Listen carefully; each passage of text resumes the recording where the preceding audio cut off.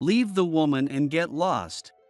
Ryan burst into laughter, but after a moment, his face turned serious, and he shouted loudly. Just then, a child's voice called out, "What are you doing here?" "Master Charles, what are you doing in a place like this?" Ryan exclaimed in surprise. Ignoring Ryan's startled reaction, Charles continued speaking. "Hey, Ryan, you don't even know who this guy is, do you? That's not something the Irving gang would be proud of." "Huh? What do you mean?" "He's just some guy running a small restaurant, isn't he?" Charles sighed dramatically and then, turning to me, politely bowed his head and said, "I'm sorry, sir. Could you introduce yourself to these guys?" Confused but compliant, I decided to do as I was told and introduced myself. "My name is Isaac Turner." "Is that good enough?" The moment I said my name, Ryan's expression visibly changed to one of shock. "Isaac Turner? Impossible. No way." After discovering who I really was, Ryan was about to face a living nightmare. "My name is Isaac Turner, and I'm 56 years old. I run a small traditional restaurant with my wife in the town where I was born and raised. Other than the fact that I've never worked for a company, I'm just an ordinary middle-aged man like any other. When I started working after finishing school, I thought men in their 50s were ancient, but now that I've reached that age, I realize I'm not much different from when I was younger. Of course, I'm sure my body is getting weaker each year, but so far, I haven't noticed any significant decline in my strength or memory. In fact, I think I find life easier now than I did in my youth, thanks to the experience I've gained over the years.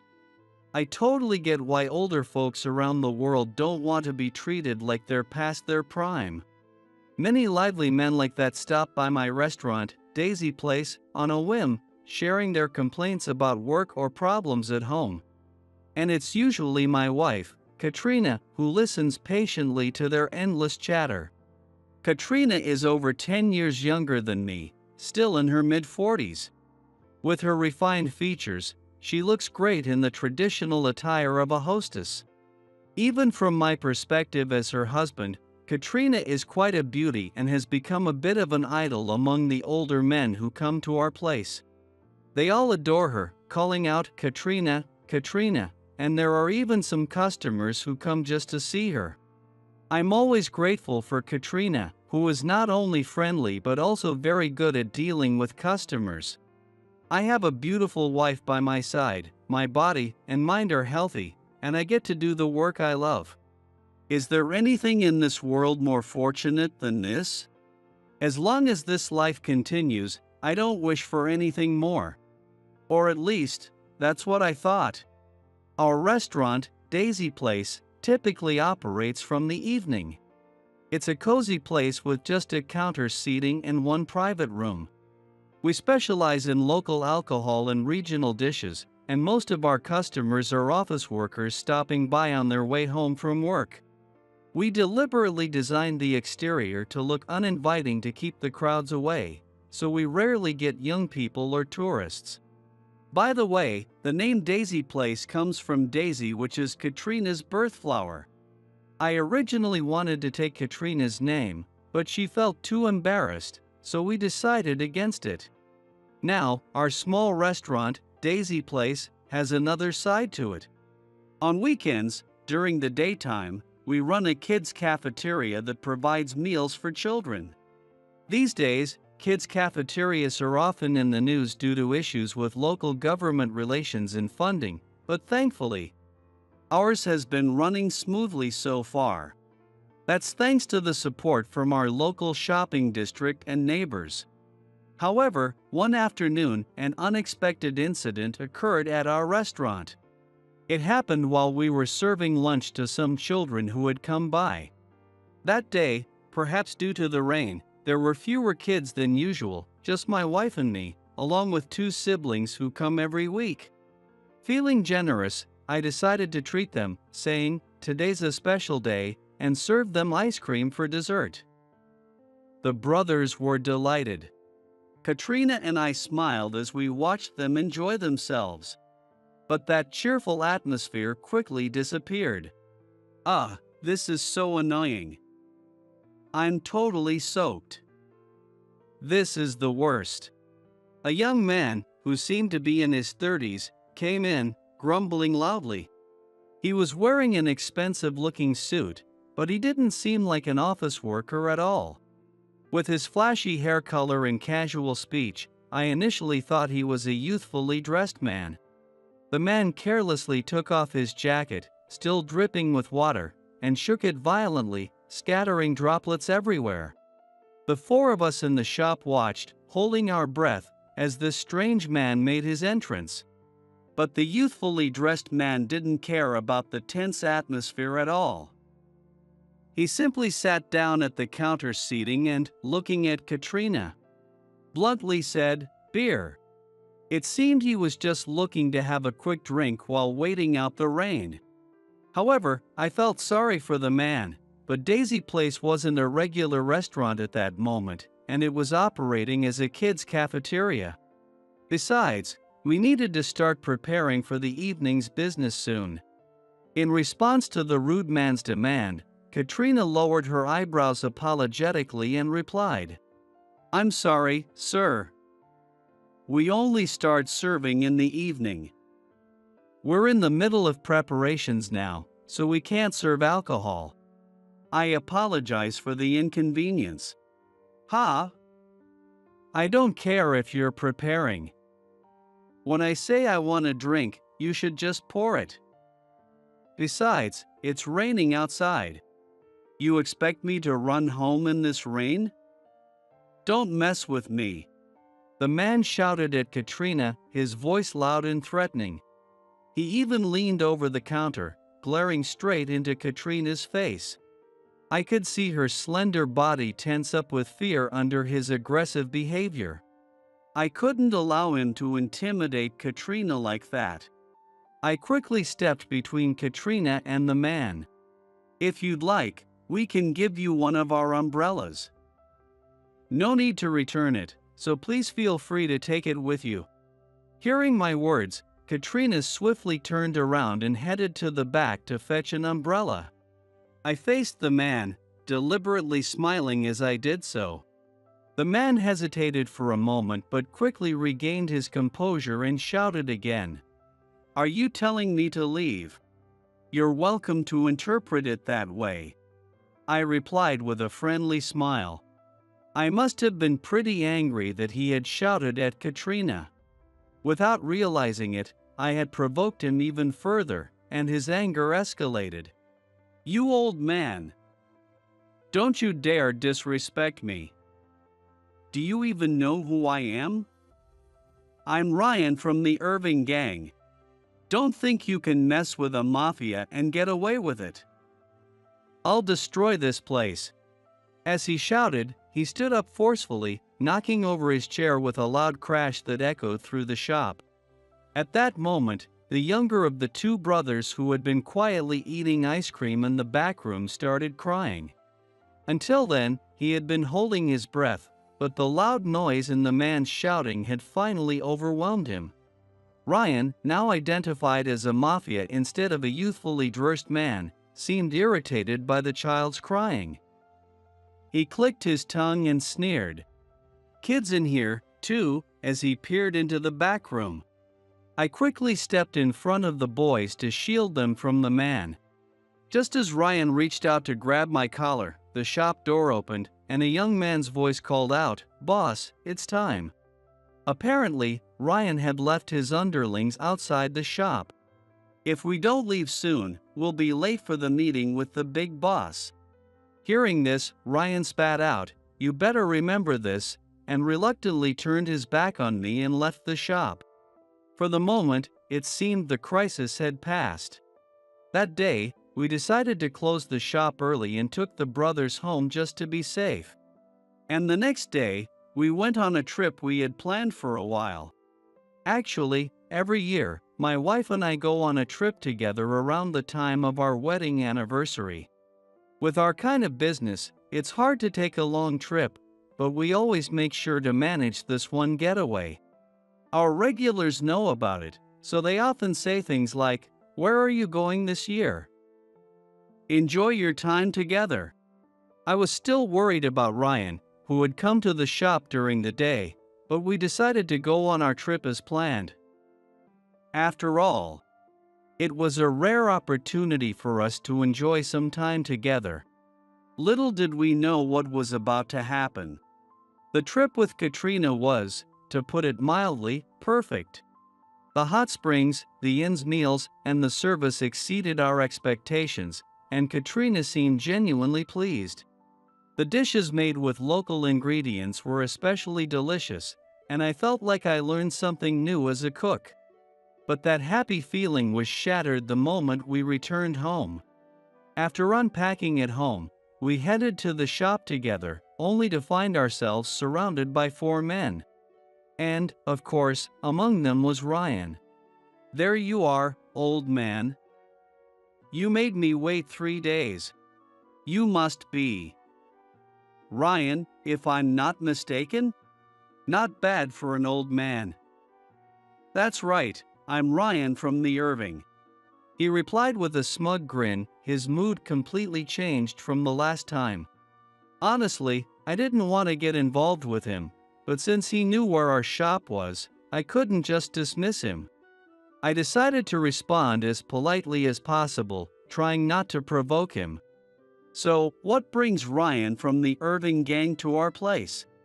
"You see, when a mafia shows up with his men, it's obvious, isn't it? I'm here to collect. Today, I'm here for the protection money. I'll settle for $10,000 this time, including the trouble you caused me last time. How about it? It's a bargain, right?" Protection money is an illegal fee mafia demand from businesses in exchange for supposed protection. Of course, there is no legal obligation for the business to pay it. Such demands for protection money or territory fees are not just something from gangster movies, they still happen in the real world. We've been running our shop here for many years, but I've never heard of the Irving gang asking for protection money. It's probably something Ryan decided to do on his own. I sighed inwardly but continued speaking without changing my demeanor. "I'm sorry you came all this way, but we must decline. We don't need any protection, and we've been doing business here for a long time. We have no reason to pay such a fee." "Ha? Are you trying to make an enemy of our gang? You've got some nerve." As expected, Ryan's temper flared instantly. But I wasn't about to back down, so I replied calmly, "No, that's not my intention. But our shop has never once been asked for such a fee by the Irving gang. Are you sure this is something your gang is officially requesting?" "Of course it is. Keep pushing your luck, and you'll regret it." With that, Ryan suddenly threw a punch at my face. I quickly dodged, letting his fist glance off my left cheek instead of my nose, then pretended to stagger dramatically. I wasn't hurt because I've always been pretty tough, but Katrina, looking worried, rushed to my side to support me. Maybe I had overdone it a bit with the performance. At that moment, Ryan noticed Katrina standing beside me and gave a sly smile. "Actually, I've changed my mind. I'll cut it down to $5,000 out of pity. But in return, I'm taking that woman with me." "What? There's no way I would agree to that. She is my wife." Shocked, I reverted to my usual way of speaking. Ryan, ignoring my reaction, continued insensitively, "Come on, the woman would prefer us over some old man like you, right? She's a bit older, but she's a beauty. I'll keep her until I get bored. Don't you dare. If you lay a hand on Katrina, I'll send every one of you straight to hell." "Ha! Listen to this old man. What do you think you're gonna do to us? Ryan laughed loudly for a moment, then his expression turned serious, and he growled, "Leave the woman and get lost." It seemed unlikely this situation could be resolved peacefully, I thought, when suddenly, from behind, a child's voice said, "What are you doing here?" The unexpected, innocent voice made everyone turn around at once. There stood a boy who looked to be in the upper grades of elementary school. I'm pretty good at remembering faces, but I didn't recognize this kid from the kids' cafeteria or the neighborhood. Katrina also tilted her head in confusion, wondering where he could be from. I thought I needed to get the child out of there quickly, but before I could say anything, the mafia reacted first. "Master Charles, why are you here?" Katrina and I exchanged glances, puzzled by the term master. Now that they mentioned it, the boy was dressed quite well. If the mafia was calling him master, then. As I was piecing it together, the boy spoke to Ryan. "I told you not to call me that outside the house." "Ryan, you never learn." "Sorry, master." "Charles. So, are you going to answer my question?" I asked what you're doing here. It was now clear that this boy, Charles, was somehow connected to the mafia. Judging by how deferential Ryan was being, the kid must be related to someone important. Ryan answered Charles's question with a cheerful tone. "What am I doing?" "Just working, of course."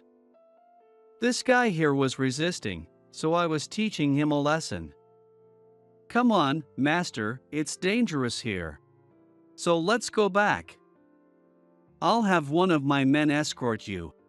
Ryan signaled to one of his subordinates to take Charles away, but Charles shook off the man's arm and continued speaking. "Hey, Ryan. Did you really mess with this guy without knowing who he is? That's disgraceful, even for the Irving gang." "Huh? What do you mean?" "He's just some old man running a small restaurant, right?"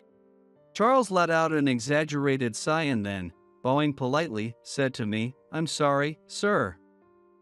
"Could you introduce yourself to these guys?" Not understanding what was going on, I did as I was told and introduced myself. "My name is Isaac Turner." "Is that good enough?" After my awkward introduction, I looked at Charles, confused, and he responded cheerfully, "Yes." "Thank you very much." In contrast, the mafia's reaction was the complete opposite of Charles's. The moment I said my name, they visibly showed signs of distress. "Isaac Turner. That's impossible." "No way." As soon as Ryan heard my name, he tried to run away, but Charles stopped him. The other mafia members were also pale-faced, trembling with fear.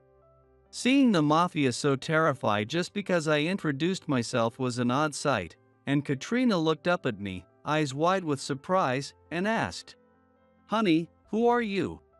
"Well, that's..." I felt it was finally time to reveal my past to Katrina, but before I could speak, Charles answered her question in my place. "Sorry to surprise you, ma'am. Of course, Isaac here has nothing to do with the mafia.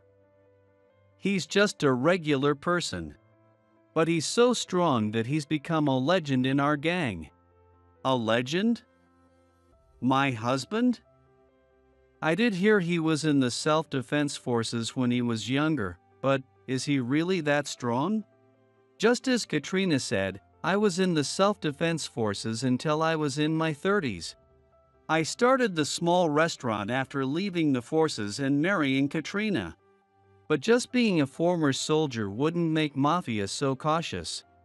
I was actually in a special forces unit. With no close family, having lost my parents at a young age, I was recruited by a certain special unit and remained there until I retired. I could easily neutralize four mafia bare-handed in an instant. However, I had never told Katrina about the special forces. That information was classified, even from family. I had always been careful to keep this secret, but the mafia has its ways of gathering information. It seemed the Irving gang had somehow discovered I was former special forces. Just as I prepared myself for the consequences, Charles said something unexpected. Well, of course, ma'am. There aren't many people who can take down a bear with their bare hands. A bear with his bare hands? Oh, you didn't know? Oops, should I not have said that? Charles covered his mouth quickly, looking up at me with a worried expression. For someone who speaks so maturely, he could still show a childlike expression at times. I patted Charles gently on the head and said with a wry smile, "No, it's fine. It's my fault for keeping it a secret. I didn't want to worry Katrina. But it seems the Irving gang found out anyway." Charles looked relieved and said, "Oh, that's good," before continuing with his explanation. It wasn't really the R gang, but rather my grandfather, the boss. He got the information on his own. Since then, his favorite phrase has been, "Don't mess with Isaac Turner." The younger members even call you Isaac the Bear Slayer and are terrified of him. Many of our members come from areas plagued by wild animals, so they understand the terror of bears. Someone who could take down a bear with his bare hands is naturally someone they respect. I see.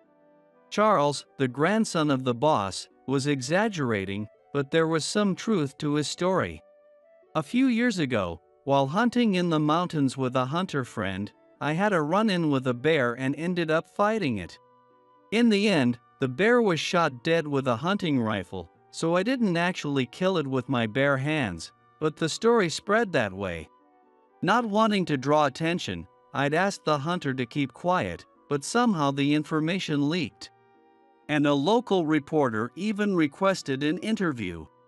Of course, I declined. But it seems that reporter's story got to the Irving gang. I was relieved to know that it wasn't my special forces background that had been exposed. Once Charles finished explaining, he turned back to the now visibly frightened Ryan and his men. "Ryan, you lied to me. There's no way the boss would order an attack on Isaac's shop. And I saw you punch Isaac, who didn't even resist. Please, master, just don't tell the boss. I swear I didn't know. I never imagined Isaac Turner would be in a place like this." Ryan dropped to his knees and bowed his head to the ground. The other mafia members had also quietly sat down on the ground, kneeling. It seemed the real issue wasn't so much my presence, but rather that they had gone against the boss's orders. Apparently, they were very afraid of the boss. However, Charles continued speaking mercilessly. "It's not just about today, is it? I also know what you did 3 days ago, Ryan. You barged into the shop outside of business hours and threatened the lady and the kids who were there, didn't you? How do you know about that?" Ryan, too shocked to come up with an excuse, blurted out. "Indeed, how does Charles know about it?" As I was wondering, Charles quickly provided an answer. "You see the kid in the shop that day. He's a friend from my class. One of the few who doesn't avoid me even though they know I'm the son of a mafia. What, that kid is Master's friend. He has to look after his little brother, so we can't hang out much, but he told me everything. He said he was too scared to come back to the shop because of some guy named Ryan from the Irving gang. Apparently, the older of the two brothers who came to the kids' cafeteria was a friend of Charles's." Ryan looked utterly despondent, lost for words. He seemed to have no strength left to even make excuses. Charles glanced down at the stunned Ryan with a look of contempt and calmly issued an order to someone. "Get them out of here. They're disturbing the shop." Out of nowhere, several men in black suits appeared and began dragging away the four underlings one by one. Ryan snapped out of his stupor and tried to resist, but they hauled him away without a word. One of the men in black pulled out a package from his pocket and offered it to me, saying it was for medical expenses. But there was no way I would accept anything from the mafia. Besides, I had deliberately taken the hit to avoid provoking Ryan further, even though I could have dodged it. I didn't need compensation for an injury I chose to sustain myself. I declined the offer from the man in black and called out to Charles, who was getting into a car. "Hey, could you tell those brothers that there's no need to be scared anymore? They're welcome to come back to the shop anytime." "Got it. I'll let them know at school. And if you'd like, you're welcome to come too, Charles. You're always invited." Charles's eyes widened in surprise, and he hesitated, looking troubled. But, seeing Charles's troubled expression, Katrina gently spoke to him. "Don't worry about it. The kids' cafeteria is open to any child. I'm sure those brothers would be happy if you come too." Charles's expression softened a bit at Katrina's words, but he didn't say he would come. Instead, he quietly bowed to us and walked away. He was likely concerned about his connection to the mafia. Sometime later, a certain person visited Daisy Place in a disguise. It was Charles's grandfather, Henry, the boss of the Irving gang. In fact, Henry had occasionally visited our shop alone, even before the recent incident. Of course, Henry never openly identified himself as a mafia, and I never brought up his line of work. Incidentally, my wife Katrina had no idea about Henry's true identity and casually called him Harry. Charles had said I was unrelated to the Irving gang, but in reality, it wasn't entirely true. Henry and I first met when we were in elementary school. I had no family and was raised by distant relatives, but the home environment was far from ideal, and I was always hungry. A couple who ran a local diner felt sorry for me and would sometimes give me free meals. There were a few other kids who came for free food, and one of them was Henry. To clarify, Henry and I were never really friends. Whenever our eyes met, we would start brawling, and even when we ended up at the diner together, we wouldn't exchange a word. But back then, Henry was the only one I couldn't beat in a fight, so I respected his strength. Apparently, Henry also acknowledged my skills. I left the town to pursue further studies, while Henry stayed and became a mafia. For many years, we neither saw nor thought of each other, but it seems Henry had kept me in mind. He started coming to my shop after the whole bear incident. He usually just chatted with Katrina and never spoke directly to me, but after the recent incident, he came by and muttered a quiet apology. "I'm sorry." Then, he bought the most expensive alcohol and offered it to all the customers in the shop. In return, I silently served him a dish I knew he liked. And just like that, the matter was settled between us. There was no need for conversation. Even though the incident was resolved, it had caused quite a stir in front of the shop, and rumors spread throughout the neighborhood. There were plenty of exaggerated stories, but after filtering through the information, it became clear that Ryan had been punished within the gang. The specifics are unclear to regular folks, but according to those who spotted Ryan in another town, he was seen walking with a noticeable limp. It's almost certain that this was a result of some form of punishment. Whether it's a temporary injury or a lifelong one, it's clear that Ryan lost his standing within the Irving gang. Naturally, he never showed up at our shop again, and there have been no sightings of him in the neighborhood either. Katrina and I continue to live our peaceful life, just as we did before the incident. The only change is that Charles has started coming to the kids' cafeteria. At first, he seemed to feel awkward about using the kids' cafeteria despite not needing it and being associated with his family's business. But after some encouragement from his grandfather, he began coming gladly. However, at Charles's suggestion, we decided to accept a small amount of money from the children. Of course, we don't ask for an amount the kids can't afford, and in fact, we don't set a specific amount at all. Some kids drop in $1, 50 cents, or even 10 cents in the box and leave. If they can't afford it, they don't have to pay, and they can pay what they want whenever they are able. The box is placed where it can't be seen from outside, so no one knows how much each child contributes or if they contribute at all. This was done out of consideration for children from families like the brothers who truly need the kids' cafeteria. Incidentally, we have had some trouble with Charles trying to slip large bills into the box when we aren't looking. Recently, we added a new rule with a maximum limit of $5 to prevent this. It's often heard that children of the mafia